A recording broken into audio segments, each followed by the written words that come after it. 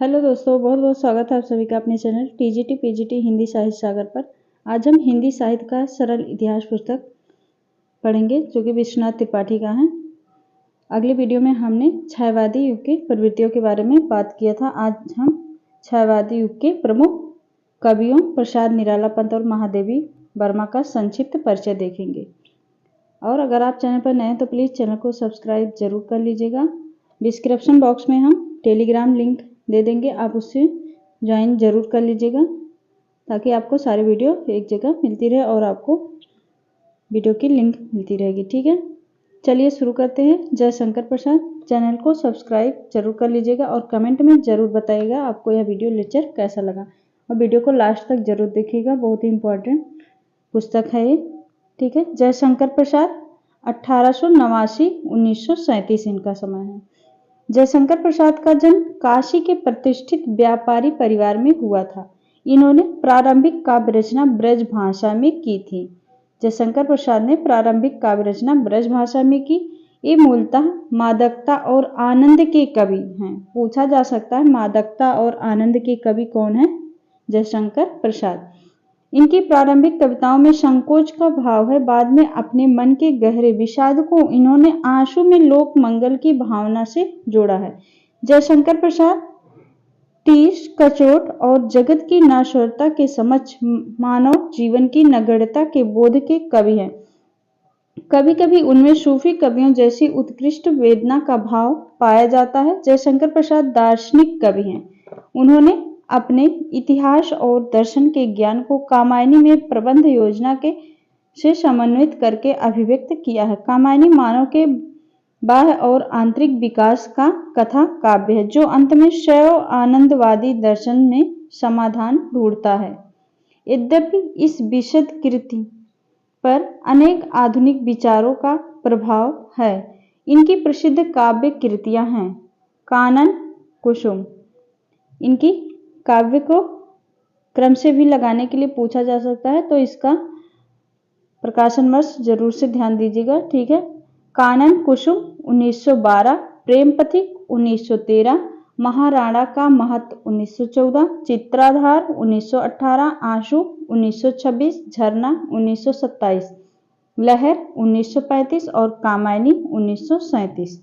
Most important, इनके सभी ही काव्य बहुत ही इम्पॉर्टेंट है। इसको आप जरूर से देखिएगा और इसको क्रम से लगाकर नोट कर लीजिएगा। ठीक है, अगले कवि हैं सूर्यकांत त्रिपाठी निराला। सूर्यकांत त्रिपाठी निराला 1816-1961। सूर्यकांत त्रिपाठी निराला का जन्म महिषादल राज्य बंगाल में हुआ था। कवियों का जन्म स्थान भी पूछा जाता है। ठीक है, कहाँ हुआ था निराला का जन्म? महिषादल राज्य बंगाल में हुआ था। उनका गांव बैसवाड़ा अवध, बैसवाड़ा गांव का नाम पूछेगा तो बैसवाड़ा अवध उन्नाव जिले के अंतर्गत पड़ता है। निराला ओज अवधित और विद्रोह के कवि हैं। उन पर वेदांत और रामकृष्ण परमहंस तथा विवेकानंद के दर्शन का प्रभाव है। निराला पर रामकृष्ण परमहंस तथा विवेकानंद के दर्शन का प्रभाव रहा है, इसीलिए उनकी कविताओं में रहस्यवाद भी मिलता है। निराला आकुंठ एवं वयस्क श्रृंगार दृष्टि तथा तृप्त के कवि हैं। वे सुख दुख दोनों को भरपूर देखकर उससे ऊपर उठकर चित्रण करने की क्षमता रखते हैं। उनकी कविताओं में बौद्धिकता का भरपूर दबाव और तर्क संगति है। अपने युग का विषय यथार्थ और उससे उबरने की साधना उनकी तीन प्रबंधात्मक दीर्घ कविताओं उनकी प्रबंधात्मक कविता है तीन। तुलसीदास सरोज स्मृति, मोस्ट इंपॉर्टेंट रचना है उनका ये। तुलसीदास सरोज स्मृति और राम की शक्ति पूजा में प्रकट हुई है। सरोज स्मृति उनकी कन्या सरोज की मृत्यु पर लिखी गई कविता है। पूछा जाता है वाला क्वेश्चन, सरोज स्मृति किस पर आधारित है? उनकी पुत्री सरोज की मृत्यु पर लिखी गई कविता है। अपनी कन्या का बचपन और युवावस्था का ऐसा अकुंठ और संयमित वर्णन अन्यत्र दुर्लभ होगा।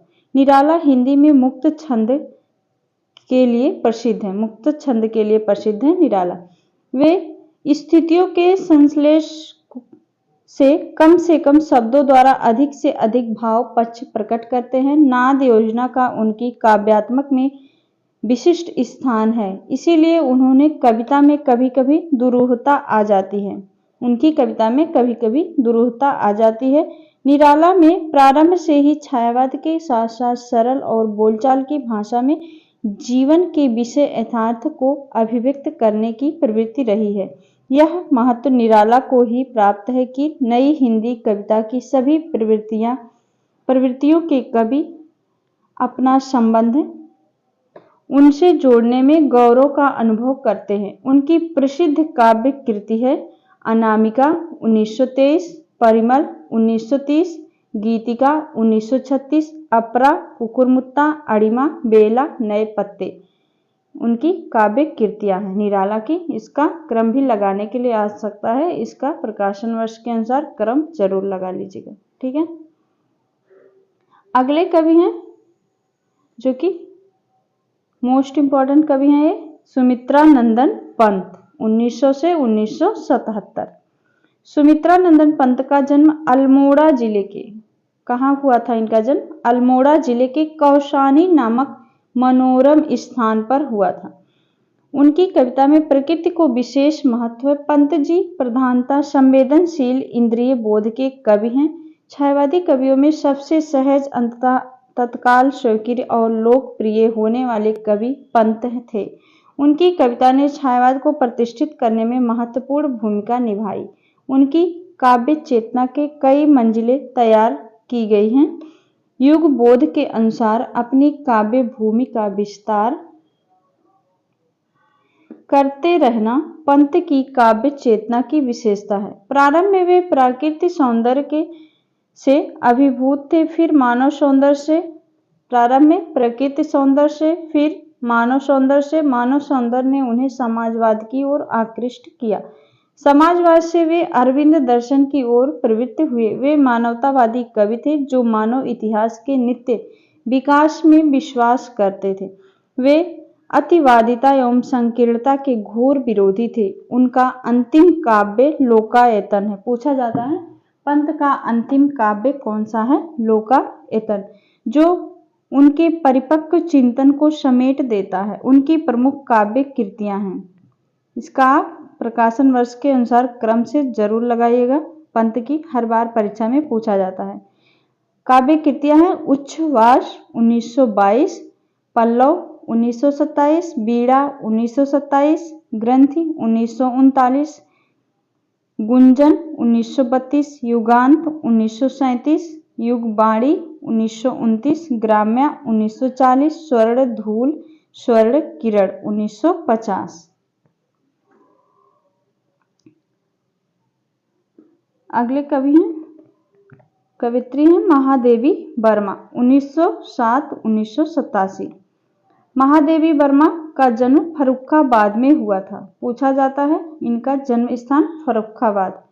महादेवी वर्मा से क्वेश्चन हर बार बनता है, इनके एक क्वेश्चन तो जरूरी बनेगा, ठीक है। महादेवी जी की कविताओं में करुणा की भावना प्रधान है। उन पर बौद्ध दर्शन का भी प्रभाव बताया जाता है। महादेवी पर कौन से दर्शन का प्रभाव था? बौद्ध दर्शन। फिर भी उनकी कविताओं में निर्वैयक्तिकता नहीं है। आतुरता, प्रतीक्षा, समर्पण, जिज्ञासा उनकी कविताओं की प्रमुख भावनाएं हैं। उनमें नारी सुलभ सतर्क संकोच भी है, जिससे उनकी कविताओं की दोहरी व्याख्या होती है। कभी उन्हें श्रृंगारी समझा जाता है तो कभी रहस्यवादी। वस्तुतः महादेवी जी की कविताएं भारतीय नारी की मानसिकता की उपज हैं। महादेवी की कविताएं भारतीय नारी की मानसिकता की उपज है। उनकी कविताओं की करुणा का संबंध लोक में व्याप्त और उनके निजी दुख से है। उस दुख के दूर होने की उनमें प्रबल आकांक्षा है। महादेवी का पंक्ति है, पूछा जाता मैं नीर भरी दुख की बदली। उनकी प्रतिनिधि कवि कही जाती है, किंतु उन्हीं की एक प्रसिद्ध पंक्ति है, ये भी महादेवी वर्मा की पंक्ति है। रात के उर में दिवस की चाह का शेर हूँ, दीपक और बादल उनके प्रतीक हैं। महादेवी वर्मा के प्रतीक चिन्ह है दीपक और बादल। गीत, ये वाला क्वेश्चन पूछा गया है। ठीक है, गीत रचना में उन्हें विशेष सफलता मिली है। उनकी प्रसिद्ध काव्य रचनाएं हैं निहार 1930, नीरजा 1935, सांध्य गीत 1936, यामा 1936, दीपशिखा 1942। महादेव वर्मा की रचनाएं पूछी जाती हैं क्रम से लगाने के लिए भी, तो इसको आप क्रम से लगा के नोट जरूर कीजिएगा। छायावादी पद्धति पर कविता करने वालों में जानकी वल्लभ शास्त्री, राम कुमार वर्मा आदि अन्य कवि उल्लेखनीय हैं। आगे छायावादोत्तर काव्य। छायावाद के अंत की घोषणा छायावादी कवियों ने ही कर दी थी। निराला, राम की शक्ति पूजा की समासयुक्त तत्सम पदावली छोड़कर कुकुरमुत्ता, महंगा रहा जैसा काव्य रचकर समाज के निम्न वर्ग की दारुण स्थिति का चित्र बोलचाल की भाषा में खींच रहे थे। और पंत ने तो युगांत की घोषणा ही कर दी थी। छायावाद में वैयक्तिक और सामाजिक दोनों प्रवृत्तियों का समन्वय था। छायावादी कवि निजी स्वर में ही सही किंतु साम्राज्यवाद और सामंतवाद का विरोध करते थे। बाद में छायावाद में दो प्रवृत्तियां अलग दिखाई पड़ती हैं। एक प्रवृत्ति मस्ती के आलम का गीत गाती है। इसे समाज विरोधी नहीं कह सकते, क्योंकि एक कवि व्यक्तिगत अनुभूतियों के स्तर पर ही सही व्यवस्था की जकड़न का विरोध करते हैं। अनुभूति प्रधान होने के कारण इन्होंने गीत की विधा अपनाई है। इनमें से अधिकांश कवि समालोचनों में बहुत लोकप्रिय हुए हैं। इनकी कविताओं में प्राचीनता का विरोध, मस्ती, नश्वरता की अनुभूति, सभी प्रकार की संकीर्णता का विरोध और सबसे तटस्थता, कुल मिलाकर सब में विराग, सब पर ममता वाला भाव मिलता है। इसे कुल मिलाकर विरोध का काव्य कहेंगे। यहाँ स्वच्छंदता मस्ती बन गई है, इसीलिए इस धारा के प्रतिनिधि कवि बच्चन की कविताओं को हालावाद कहा गया। उनकी कविताओं में हाला की चर्चा भी बहुत होती थी। वहाँ हाला व्यवस्था विरोध का प्रतीक है। बहुत कुछ फारसी उर्दू कविता की तरह है। बच्चन ने सरस सहज गीतों के माध्यम से धार्मिक सामाजिक संकीर्णता का विरोध किया और उद्दाम भावनाओं की अकुंठ अभिव्यक्ति की। इस प्रवृत्ति के काव्य की प्रतिनिधि पंक्तियां हैं। पंक्ति है भगवती चरण वर्मा की। हम दीवानों की क्या हस्ती, आज यहाँ कल वहाँ चले, मस्ती का आलम साथ चला, हम धूल उड़ाते जहाँ चले। भगवती चरण वर्मा।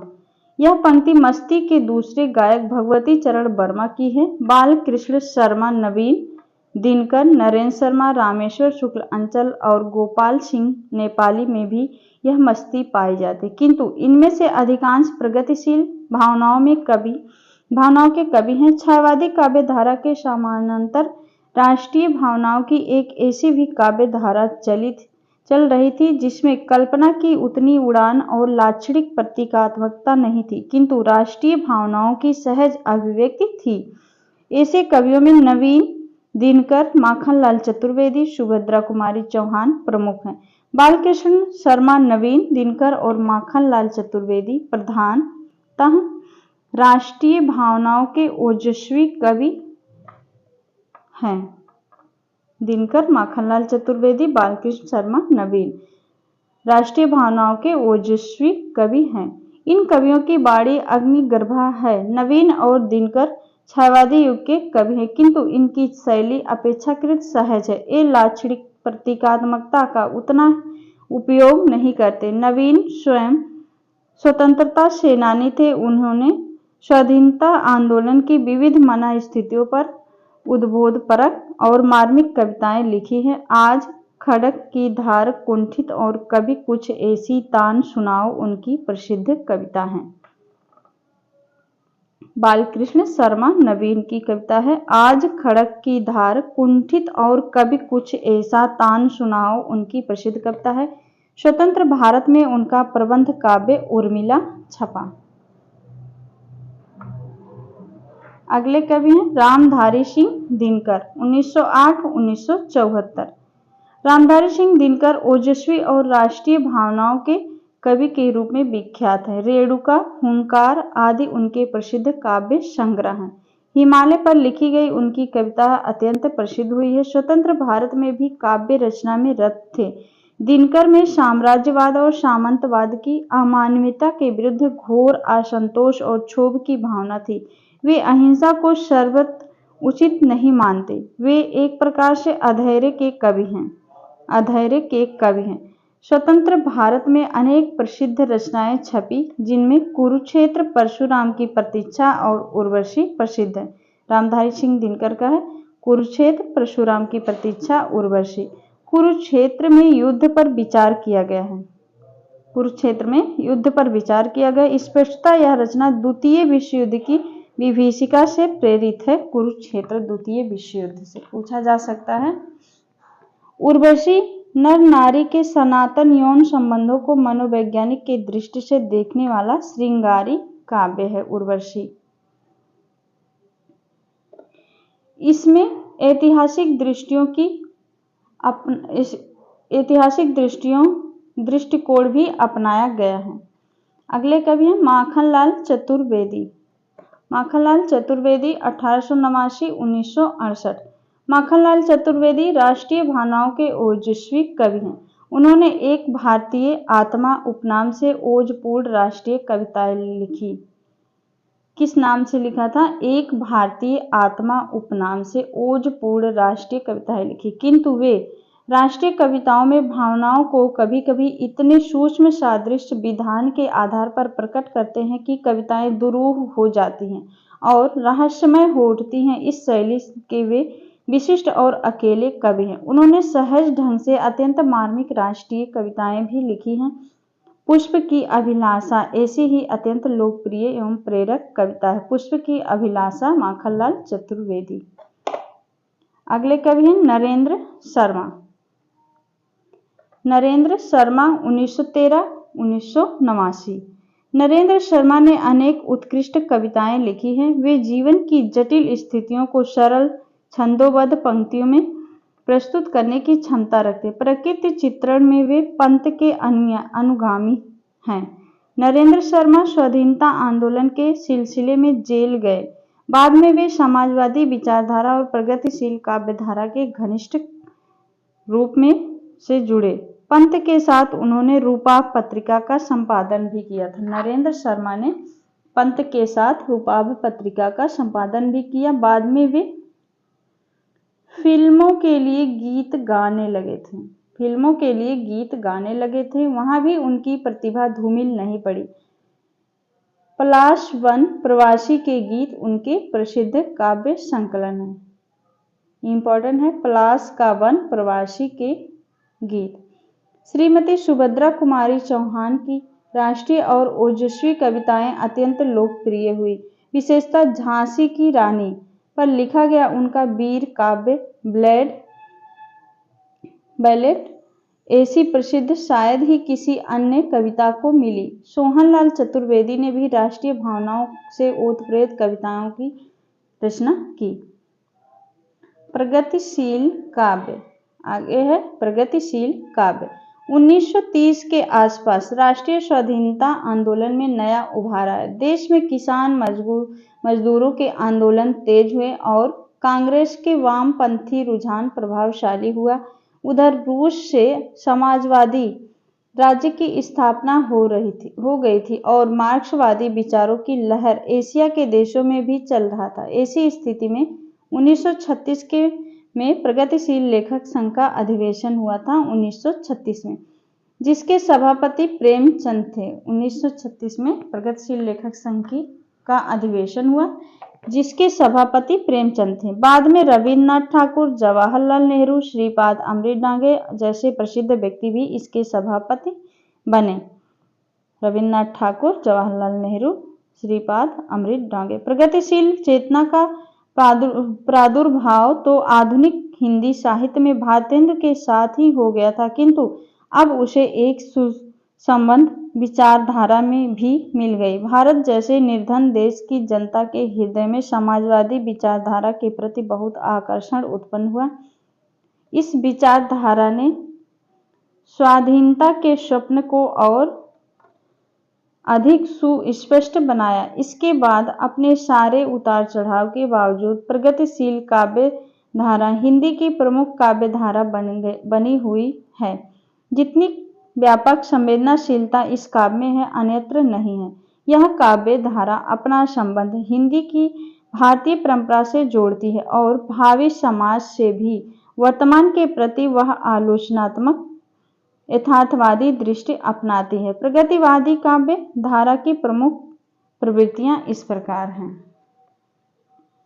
प्रगतिवादी काव्य धारा की प्रवृत्तियां। पहला है, प्रगतिवादी काव्य शोषण का विरोध करता है। वह मानता है कि आज किसान मजदूरों पर सामंतों और पूंजीवादियों का अत्याचार हो रहा है। वह मानव इतिहास के विकास को द्वंद्वात्मक दृष्टि से जांचता है। किसान मजदूर एक होकर हम इस शोषण व्यवस्था का अंत करेंगे। इस अमानवीय शोषण की उपेक्षा आज की वास्तविक कविता नहीं कर सकती। दूसरी प्रवृत्ति है, प्रगतिवादी कवि शोषित में शक्ति देखता है, क्योंकि शोषण इतिहास की गति और सामाजिकता से के विपरीत है। अतः प्रगतिवादी कवि को शोषित की संगठित शक्ति और भविष्य पर आस्था है।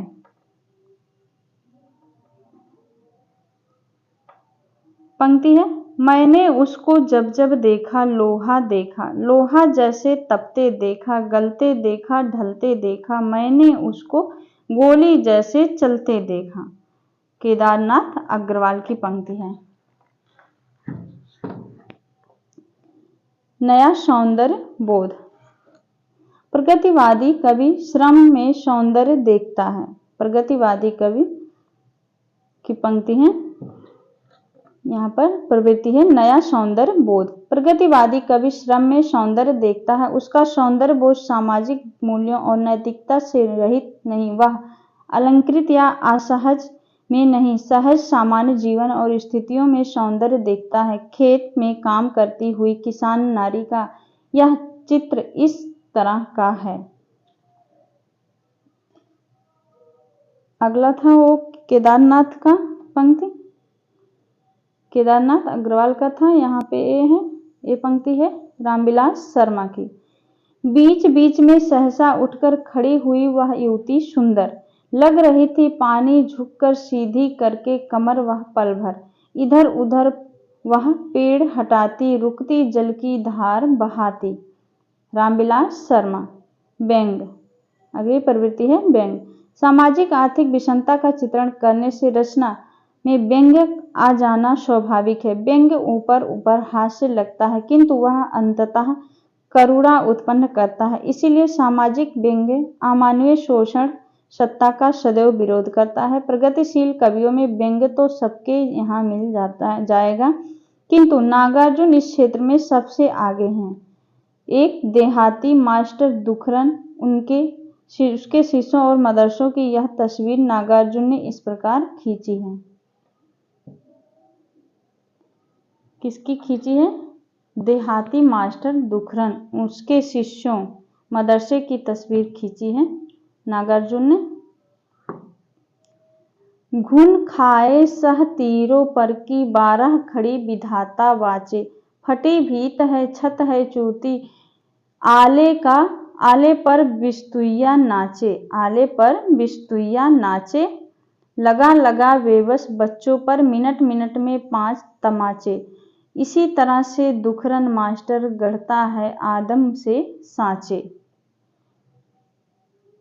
नागार्जुन का है। अगली प्रवृत्ति है प्रकृति। मानव समाज की भांति प्रकृति के क्षेत्र में भी प्रगतिवादी कवि सहज स्थितियों में सौंदर्य देखता है। उसका सौंदर्य बोध चयनवादी नहीं होता है। प्रगतिवादी कवियों ने प्रगति और ग्राम जीवन के अनुपम चित्र खींचे हैं, जिनमें रूप रस गंध वर्ण के बिंब उभरे हैं। नागार्जुन का बादल को घिरते देखा है। नागार्जुन का बादल को घिरते देखा है उत्कृष्ट कविताएं हैं। बादल को घिरते देखा है केदारनाथ अग्रवाल का बसंती हवा। नागार्जुन का है बादल को घिरते देखा केदारनाथ अग्रवाल का बसंती हवा। और त्रिलोचन का है धूप में जंगल रूप सुंदर। धूप में जग रूप सुंदर किसका है? त्रिलोचन का है। त्रिलोचन का है धूप में जग रूप सुंदर उत्कृष्ट कविताएं हैं। प्रेम।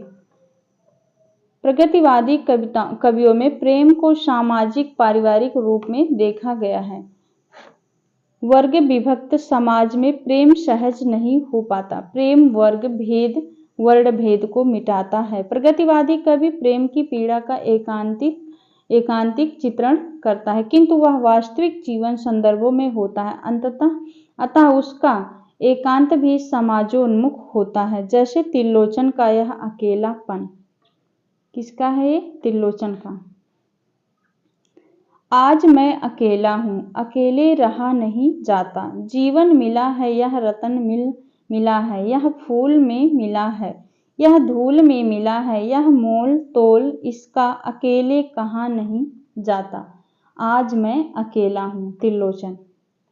समाजवादी देशों का समर्थन भी प्रगतिवादी कविता करती है। प्रगतिवादी कविता में स्वाधीन भारत की स्थितियों में भी विकास किया और इसकी धारा अवरुद्ध नहीं हुई। नागार्जुन, केदारनाथ अग्रवाल, त्रिलोचन, शिवमंगल सिंह सुमन, शील, भारत भूषण अग्रवाल, गजानन माधव मुक्तिबोध का समय है 1917-1964 आदि इस धारा के प्रमुख कवि हैं।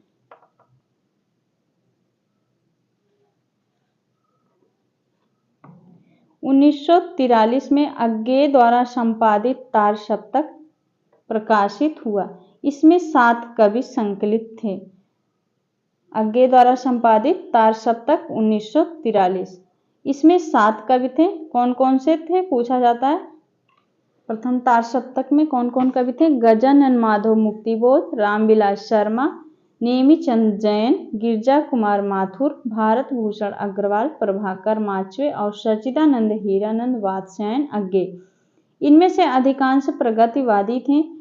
उस समय अज्ञे भी समाजवादी विचारधारा से अपने को जोड़ते थे। यद्यपि इसमें द्वितीय विश्व युद्ध से उत्पन्न संदेहवाद, वैज्ञानिक उपलब्धियों से ज्ञात विराट के समूह, मनुष्य की नगण्यता आदि का भी बोध कम से कम अज्ञे की कविताओं में मिलने लगता है। इस कवि को संपादक ने राहों के अन्वेषी कहा है।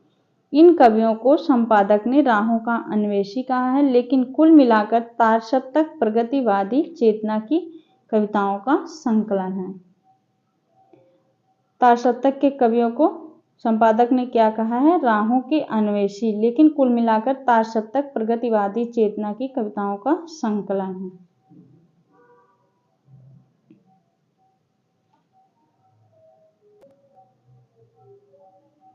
आगे है निबंध। निबंध हम पहले देख चुके हैं कि पंडित रामचंद्र शुक्ल के निबंध पंडित महावीर प्रसाद द्विवेदी द्वारा संपादित सरस्वती में छपने लगे थे। रामचंद्र शुक्ल के निबंध महावीर प्रसाद द्विवेदी द्वारा संपादित सरस्वती में छपने लगे थे।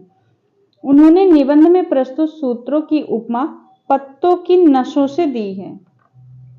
निबंध में प्रस्तुत सूत्रों की उपमा किससे दी थी? पत्ते की नसों से दी है। इंपॉर्टेंट है ये, जो परस्पर गुथी थी। शुक्ल जी के अधिकांश प्रसिद्ध निबंध मनोविकार पर हैं। उन्होंने भारतेंदु प्रेमघन, फ्रेडरिक पिनकॉर्ट पर भी लिखा है, लेकिन वे या तो व्यक्तित्व कृतित्व पर परिचय देने वाले हैं या संस्मरण या जीवनी परक है।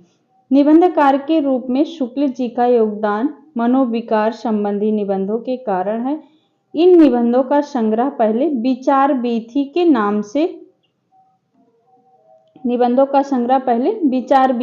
नाम से 1930 में प्रकाशित हुआ था। पूछा जा सकता है इसका प्रकाशन विचार वीथी के नाम से कब प्रकाशित हुआ था? 1930 में। उसके बाद चिंतामणि पहला भाग नाम से 1939, चिंतामणि भाग 1 नाम से 1939 में परिवर्धित और संशोधित संस्करण के रूप में प्रकाशित हुआ। चिंतामणि प्रथम भाग है 1939। शुक्ल जी के निबंध गंभीर एवं विचारपरक होते हैं। उनमें सूत्रबद्धता एवं व्यवस्थित केंद्रोन्मुखता होती है।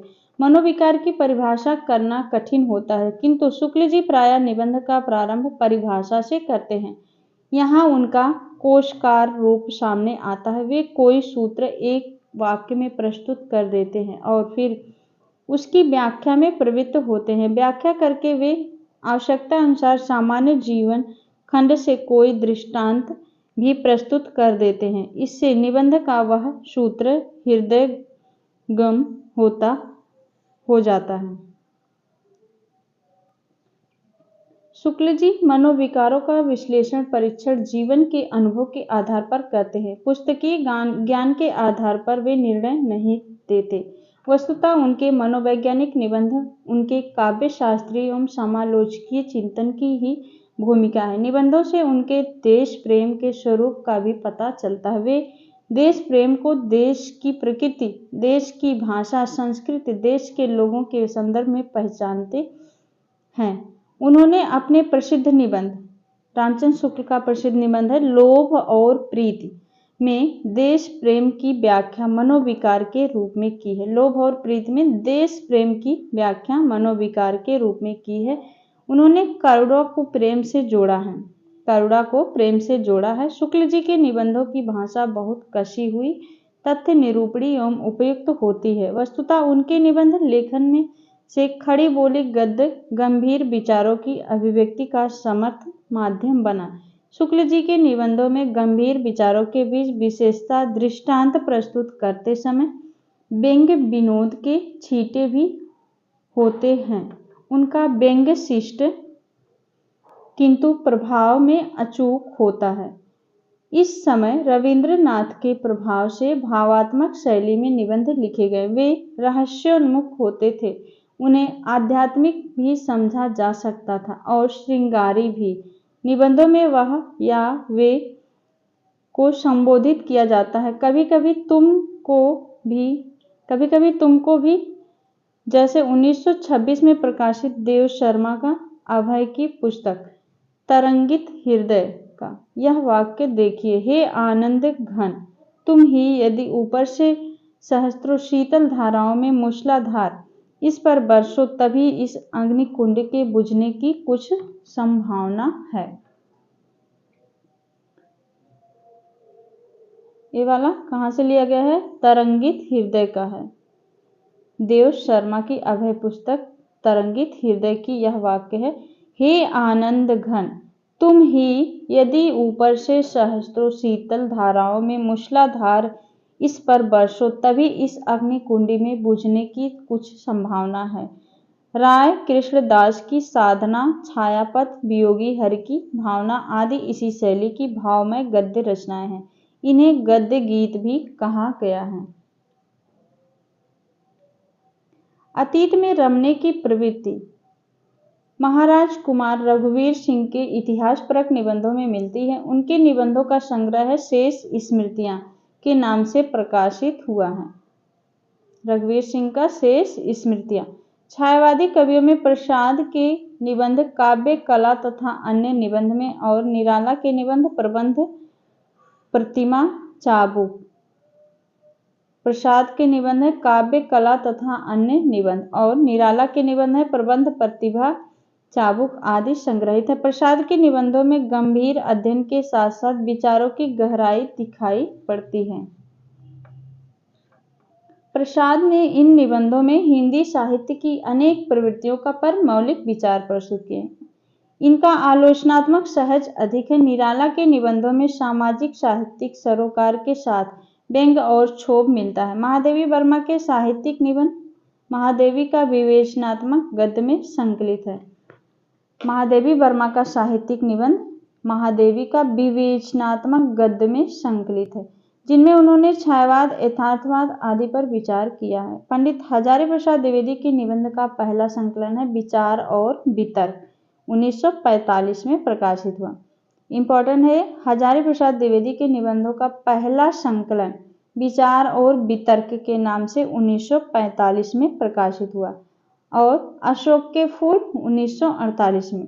द्विवेदी जी के निबंधों की रचना स्वतंत्रोत्तर भारत में भी करते रहे, किंतु लिखना उन्होंने इसी दौर में प्रारंभ किया। द्विवेदी जी के जैसे निबंध हिंदी में पहले नहीं लिखे गए। उन्होंने निबंध विधा को अपने लेखन से सृजनात्मक साहित्य की कोटि में परिगणनीय बना दिया। उनके निबंध मूलतः भारत के सांस्कृतिक इतिहास की पुनर्रचना करते हैं। अशोक के फूल उनका प्रतिनिधि निबंध कहा जाता है।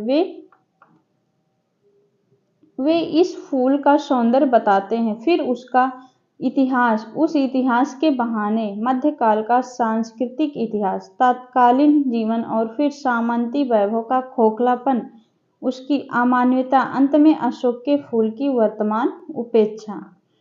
इन सब में वे इतिहास की दुर्दांत और निर्मम धारा का प्रभाव पाठकों के दिल पर छोड़ जाते हैं। यह प्रभाव रचनात्मक कृतियों के प्रभाव जैसा होता है। द्विवेदी जी की बहुत बड़ी शक्ति है पांडित्य को पीछे रखकर सहज को पाने की क्षमता। वे बड़ी से बड़ी बात को सरल सहज शैली में कहकर पाठक का विश्वास अर्जित कर सकते हैं। इनकी शैली अनौपचारिक होती है, उनमें पांडित्य और लोक जीवन का सहज प्रभाव दोनों है। जैनेन्द्र कुमार, सियाराम शरण गुप्त, राहुल सांस्कृत्यायन, पदुमलाल, पुन्नालाल बख्शी, बाबू गुलाबराज, सदगुरु शरण अवस्थी आदि अन्य उल्लेखनीय निबंधकार हैं। शिवपूजन सहाय सहज सरल शैली के गद्यकार थे। हिमालय, बालक और मतवाला के संपादक के रूप में उन्होंने हिंदी के उन्नयन में महत्वपूर्ण योग दिया। शिवपूजन सहाय ने। आगे है नाटक। नाटक के बारे में देखेंगे। भारतेंदु युग में नाटकीय साहित्य की प्रधान काव्य रूप बन गया है, किंतु बाद में नाट्य रचनाएं कम हो गई।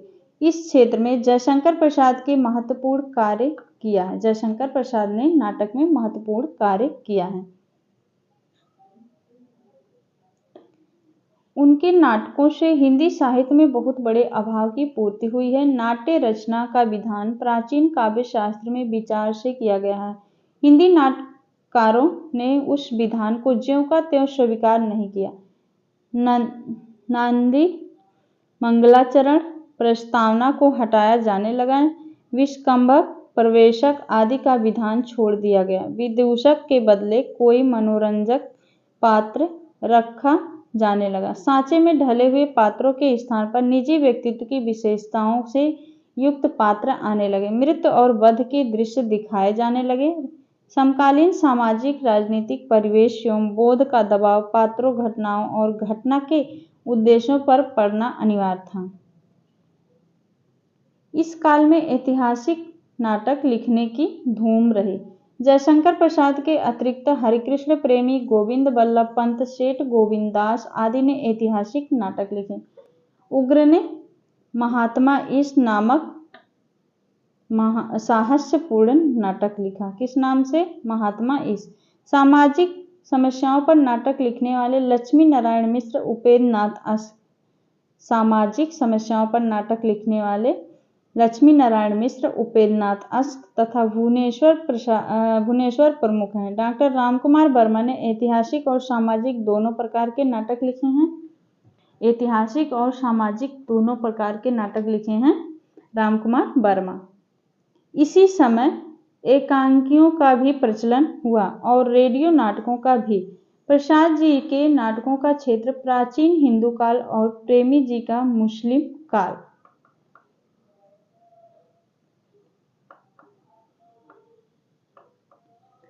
प्रसाद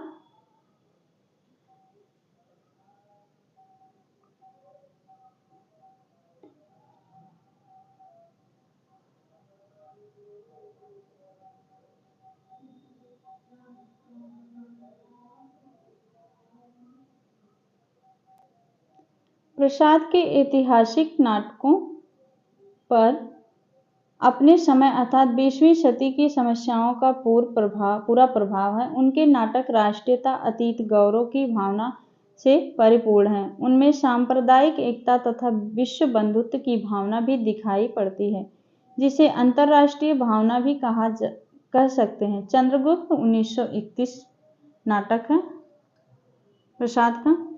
चंद्रगुप्त 1931 नाटक में एक ओर तो राजनीतिक चालें और चाणक्य का सूत्र संचालन है और दूसरी ओर उसका इन सबसे विरक्त ब्राह्मण व्यक्तित्व है। इससे उस पात्र में अंतर्द्वंद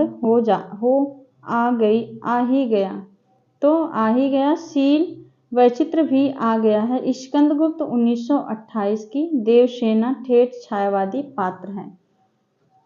स्कंदगुप्त का पात्र देवसेना स्कंदगुप्त 1928 की देवसेना ठेठ छायावादी पात्र है।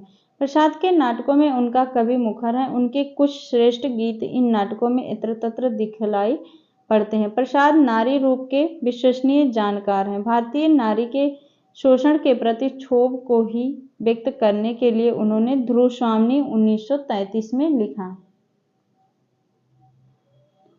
ध्रुवस्वामिनी 1933 में लिखा, जिसमें कायर पति को त्याग कर एक प्राचीन हिंदू नारी अपने देवर का वरण करती है। ध्रुवस्वामिनी में कहने की आवश्यकता नहीं है कि प्रसाद इस नाटक द्वारा उचित कारण होने पर पुनर्विवाह के विधान को उचित ठहरा रहे हैं।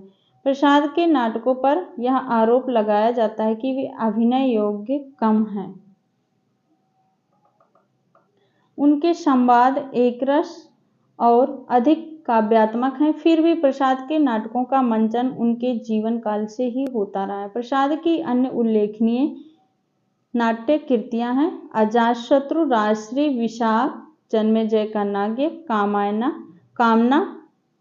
जयशंकर प्रसाद की नाट्य कृतियां हैं ये सभी।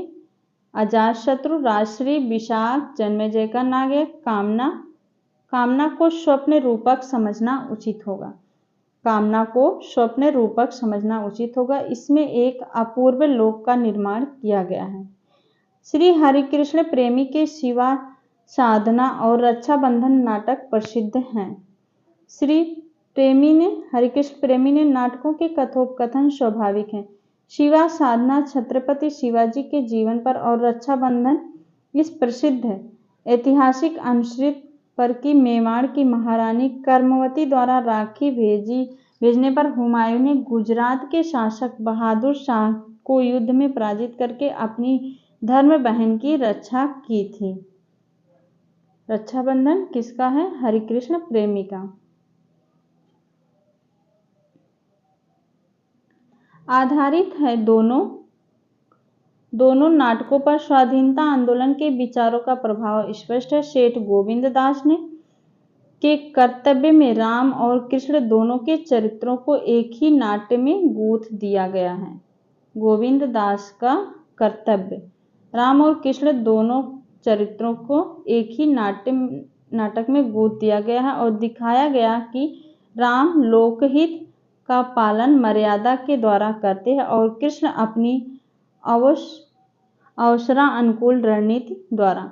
श्री गोविंद बल्लभ पंत का सबसे प्रसिद्ध नाटक है राजमुकुट। गोविंद बल्लभ पंत, जो पन्नाध्याय के अपूर्व त्याग की कथा पर आधारित है। राजमुकुट पन्नाध्याय की अपूर्व त्याग की कथा पर आधारित है। श्री उदय शंकर भट्ट ने पौराणिक काव्य लेकर राधा, विश्वामित्र और मत्स्यगंधा आदि रीति नाट्यों की रचना की। उदय शंकर भट्ट ने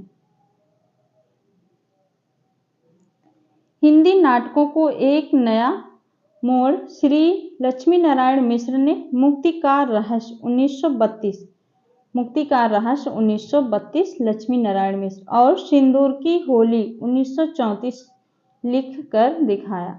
दोनों समस्या नाटक हैं। समस्या नाटक से तात्पर्य ठेठ समकालीन जीवन की समस्याओं से है, जो बहुत कुछ व्यक्ति के मनोजगत से संबंध है। इनमें भावुकता में से भरसक बचा गया है। इस दौर में एकांकी नाटकों का प्रचलन बढ़ा। शुक्ल ने लिखा है, एकांकी भारतीय साहित्य में कोई नई विधा नहीं है। किसने लिखा है? शुक्ल ने। एक अंक वाले कई उपरूपक हमारे यहाँ बहुत पहले से माने गए हैं। एकांकी में समय की बचत होती है और कथ्य को अधिक धारदार ढंग से प्रस्तुत किया जा सकता है। शुक्ल का कथन है। प्रसाद के एक घूंट को अनेक विचारकों ने एकांकी कहा है।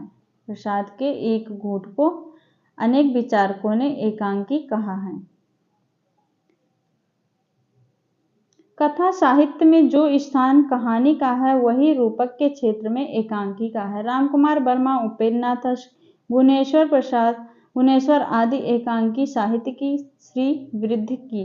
रामकुमार वर्मा द्वारा लिखित एक तोले अफीम की कीमत, एकांकी है एक तोले अफीम की कीमत, किसका है? रामकुमार वर्मा। 10 मिनट, स्वर्ग का कमरा आदि प्रसिद्ध एकांकी है रामकुमार वर्मा की। 10 मिनट, स्वर्ग का कमरा। अस्क ने चरवाहे लक्ष्मी का स्वागत, सूखी की डाली, पहेली। उपेंद्र नाथ अस्क ने चरवाहे लक्ष्मी का स्वागत, सूखी डाली, पहेली आदि एकांकी लिखे। भुवनेश्वर के अधिकांश एकांकी विकृत स्थितियों को लेकर लिखे गए। स्ट्राइक, प्रतिभा का विवाह उनके उल्लेखनीय एकांकी हैं। भुवनेश्वर का एकांकी विधा की उपयोगिता रेडियो का प्रचार होने के बाद और बढ़ी, क्योंकि वहां निश्चित समय में ही संवाद और ध्वनि द्वारा नाटक पूरा कर देना होता है। यहाँ पे हमारा ये वाला टॉपिक समाप्त होता है। उम्मीद है आपको अच्छा लगा होगा और समझ में आ गया होगा। अच्छा लगा हो तो प्लीज़ वीडियो को शेयर ज़रूर कीजिएगा और चैनल को सब्सक्राइब ज़रूर कर लीजिएगा। मिलते हैं नेक्स्ट वीडियो में, तब तक के लिए बहुत बहुत धन्यवाद दोस्तों।